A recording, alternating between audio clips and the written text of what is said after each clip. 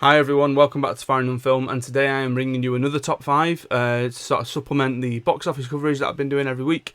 Now, the ones that I've been doing, including this one, are almost like a week out. They're almost a week late, and what I mean by that is this one is remakes, and this is purely because the remake of The Crow was released last week. From next week, they're going to be a little bit more sort of on the button, and I'll get to that when we get to the end of it. But for now, these are my top 5 remakes. So at number 5 is A Star Is Born. Now, Star Is Born has been remade a couple of times. There was a Judy Garland version. I believe there was a version before that. There was a Barbra Streisand version. I'm talking about the Bradley Cooper and Lady Gaga version, which I enjoyed much more than I thought I would do. And if I'm totally honest, I really felt for Bradley Cooper when it came to the Academy Awards that year, where he'd written the film, directed the film, starred in the film, wrote the music for the film, learnt how to play music for the film, and got naff all. Now, I think it's a very, very good film. I think the music in it is fantastic. I think it's all really well written, and you believe both Cooper and Gaga to be a country music star, a pop star, all that kind of stuff. Everything fits because obviously Gaga is a pop star. But I thought this was a really, really, really good film, and if you've not seen it, I highly recommend that you go and check it out. At number 4 is the 2005 Tom Cruise and Steven Spielberg War of the Worlds. Now, this is more of a sort of an affinity pick in that I love this film purely, I think, because it came at a formative time. It came at a time when I started going to the cinemas on like a Friday night or a Saturday night with my friends.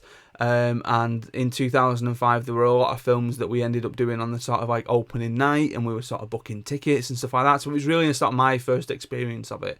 And War of the Worlds is a film that I end up touching upon when I teach sci-fi to students, and we talk about obviously the original like Orson Welles radio production. We talk about how there was a sort of resurgence, and there was a film in the 50s, and then obviously there was this film, and then there was the TV adaptation more recently, and they're always trying to play off some sort of societal fear that's happening with War of the Worlds. But I thought this is an incredibly well-crafted film. I think Tom Cruise is very good in it. I think Steven Spielberg is just in his element in that genre, and it still works, and it still works really well for me. So that's War of the Worlds at number 4. At number 3, now I think I've pipped this slightly lower than it might end up being in a couple of years' time. So this is Dune. Now I've used a poster from Dune Part 1, and I am fully aware that the Villeneuve films obviously are split into 2. So you've got Part 1 and Part 2, and the David Lynch version, from what I understand, features elements from what have now appeared in both parts of the films for Villeneuve. So it's not that like he's just done Dune 1, because obviously the book is huge. Lynch tried to do so much in a short space of time.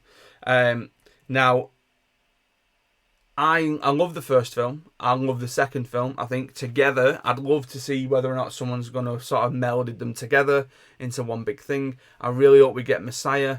But in terms of a remake, in terms of them taking that source material and adapting it again, it's absolute epic storytelling on such a grand scale that we don't really get to see anymore, that we've not seen in a while, and it just work and it just click. Like, we've seen films aim high and fail.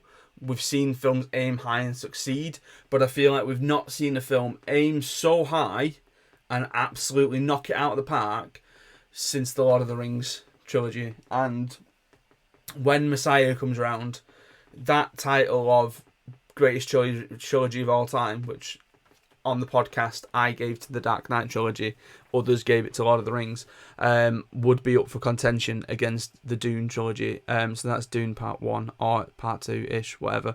At number 3. At number 2, The Departed, the Martin Scorsese film, which is a remake of Infernal Affairs. And this was I think this was my first 18-rated film in a cinema that I went to go and see, and I wasn't 18, I was 16, but we didn't get ID'd, so we thought, stuff it, let's go and watch it. I really enjoyed it. It's one of my favourite films of all time. I think it's absolutely fantastic, the way that the narrative is structured, the way that all the stories manage to intertwine, that sort of central relationship that's going on between Leonardo DiCaprio's character and Matt Damon's character, that then brings in Vera Farmiga's character, even though Matt Damon and Leonardo DiCaprio have very limited screen time together. I just think it's so expertly crafted, and from what I understand, it is better than Infernal Affairs, although there are a huge number of people who have such an affinity for that film. But purely because it's a remake, purely because I'm counting down remakes, this is my number 2. And my number 1, if you listened to last week's top 5, or you looked at last week's top 5 with my films to reissue, my number 1 probably shouldn't surprise you. But my number 1 is David Fincher's Girl with the Dragon Tattoo. Now, there's a lot of people will look at this film and just go, what's the point? Why even do it? The first one was as good as it was. Now, the original sort of trilogy that's based on the Millennium books was a 6-part TV series. It was Girl with the Dragon Tattoo, 2 episodes. Kick the Hornet's Nest, 2 episodes. Played with Fire, 2 episodes. The other way around, with Hornet's Nest and Played with Fire. And then they were released, or when they were issued to UK audiences, they were put together as a film with things cut out. Okay. Now, I've seen The Girl with the Dragon Tattoo. I have seen the film version of it. I'm talking about the Swedish version, and the extended, what would then be 2 episodes version of it as well.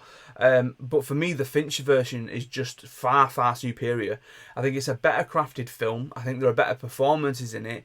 The atmosphere is second to none. The aesthetic, that snowy, wintry aesthetic, and the thriller intrigue that just goes all the way through the narrative in the film, for me, this is by far the best remake and the best adaptation of that book.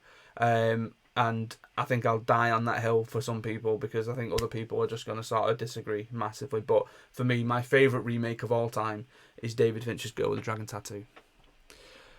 So next week, like I say, I'm going to try and be a little bit more sort of reflective of the big thing that's happening that week. So next week, as I record this on the 6th of September, I think it's the 6th or the 7th, Beetlejuice is being released. Won't say it again because they'll appear. And so next week's top 5 is going to be my top 5 legacy sequels. So those films were, a film was released a couple of years ago, and then 25 years later or whatever it is, they decide to release a sequel, and which of those I think is the best or my favourite. So, thank you very much for watching. Thank you very much for listening. Stay safe, look after each other, and I'll see you next week for Best Legacy Sequels.